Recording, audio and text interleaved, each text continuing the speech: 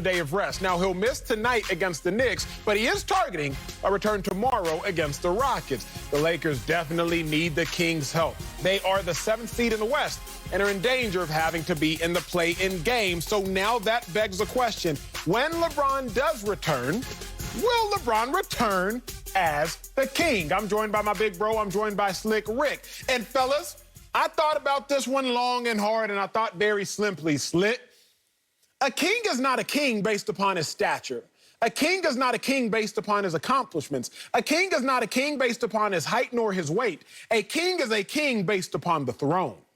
As long as a king has the throne, then a king is therefore a king. So what is the throne? The throne is being atop the NBA. So the real question is simply, are the Lakers going to maintain their dominance atop the NBA? Because as long as the Lakers maintain their dominance atop the NBA once LeBron returns, then he will return as the king because they will maintain the throne. Slick, LeBron doesn't need to average 35, 12, and 8. He don't need to average 40, 15, and 5. He just needs to contribute to the Lakers maintaining their success. Because if the Lakers maintain their success, then the Lakers will maintain the throne, and LeBron will thus be a king. Because remember, it's not about accomplishments that make one a king. All that matters is, do they have the throne? So, Slick, you tell me, when Bron returns, will he return as the king? No, he won't. Obviously, you didn't watch Game of Thrones, because then you would know that whoever has the throne is not necessarily the king. And in this case, LeBron James, by the very fact that we thought he might be coming back to watch or to play against the New York Knicks, has now decided, you know what? Let me come back 24 hours later against the Houston Rockets. Why go up against the 38-30 New York Knicks, even though my team might need me more to beat them, when I can go against the last place, worst team in the league, Houston Rockets, to make my return? That is the issue here. Look, LeBron is always smart when it comes to setting himself up for success, and particularly when he's coming back. He never comes back in a rush. You never see the best of LeBron James right out of the gate. And considering that he's coming off of an injury, I would not expect that we're going to see that. But all of the peasants, the crowd, the people outside of the moat, they're all rumbling. Is the king still the king? Do we have a reason to fear the Lakers? And I'm not hearing fear. I'm hearing opportunity. I'm seeing people who seem to be tasting blood a little bit. And LeBron is going to have to reestablish himself and the Lakers as the kings, as the ones owning the throne, because right now there's a lot of people thinking that they have a chance to take it. Sam, what you think? Hey, I think that Slick Rick sounds a lot like Richard III. You know, back in Shakespeare, he's trying to take the throne, take the crowd. He had to kill his brother and marry his sister and kill his dad to get the throne. Nobody's whispering. No one's talking. There's no confusion or doubt. Let's not forget. They're shouting. They're not. No, let's not forget, Rick. Before the injury, LeBron was pretty much a front runner for MVP. Let's not forget, Emmanuel, I love your point about kings and thrones and all those things, but kings have crowns. And the last I checked, the Lakers got the championship. They're the reigning kings. And so LeBron James is, yes, definitely without a doubt going to be a king when he's back healthy. Maybe not this regular season. Maybe not tonight since he's not playing. Maybe not even tomorrow when he comes back. But when those playoffs start, he's going to be a king. LeBron averages, we all talk about, we love Russ and what he's doing, setting records, mad props.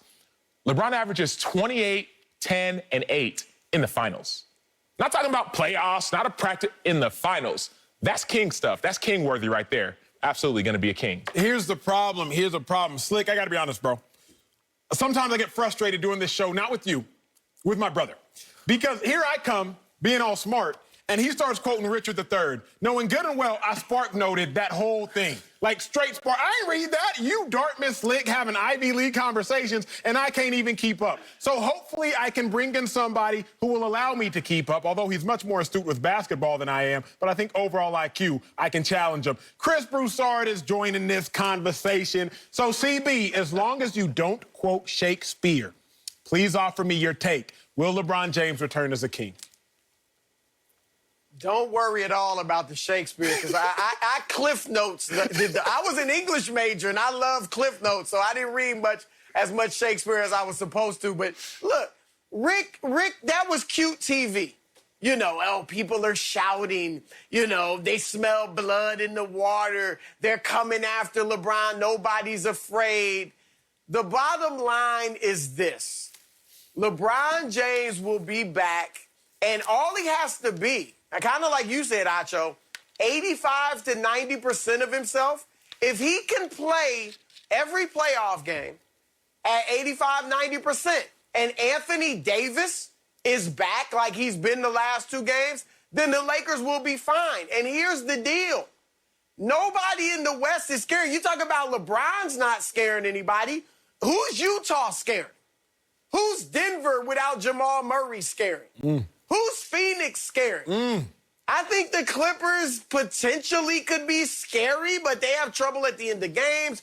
Paul George, we know his playoff history. So LeBron at 85, 90%, AD close to his maximum level is enough for the Lakers to survive the West. Now, I think Brooklyn, if they get out of the East, would be better than the Lakers, but the Lakers can survive the West if LeBron James is healthy. As Marcellus would say, save me some of them ribs. Because, CB, I said the same thing yesterday. Why you scared of the Suns? None of their starters have ever been to a championship. Why are you scared of the Jazz? None of their starters have ever been to a championship. Why are you scared of the Nuggets? None of their starters have ever been to a championship. Why are you scared of the Blazers? Only one of their starters, Norman Powell, has been to a championship. Slick, I have no fear, because dun-dun-dun-dun, LeBron is here. Ain't nobody scared about none of these teams, Slick Rick. Are we talking about the Lakers, who are the 7th seed and looking at potential play-in? Like, those are the Lakers we're talking. We're talking about the king who has an army that has failed him, that has demonstrated that they can't beat half the other armies. I'm not saying that there's a favorite among the Lakers.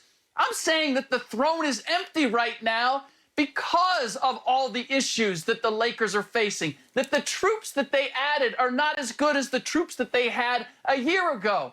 And you guys keep talking about LeBron James at 85, 90%. If Anthony Davis is at his full powers, well, have we seen that? Are we going to be prisoners of the last game that we saw and say that that Anthony Davis can lead this team? If that's the case, then Anthony Davis is the king and LeBron James is not the king. So what exactly are we saying here? LeBron James at 85, 90% might be able to survive the playoffs, but they're not going to win against the Brooklyn Nets. That's not the king. That means that the Brooklyn Nets are stepping up and taking the throne. So I don't really understand the logic here. It seems to be you guys are skipping everything that we've seen this season and the condition that LeBron James finds himself in and the apathy that Anthony Davis has, with which Anthony Davis has played this season, and saying, you know what? Everything's fine. Nothing to see here. That's the old proverb about the emperor not having any clothes and nobody wanting to tell him. Well, I'm not that guy. If I see a naked emperor, I'm going to let him know, yo, your butt's showing. Put some clothes on. Slick, I like your take, but I can see my brother's passionate. Before I get to your take, I got to ask a question. It might be a Shakespearean question.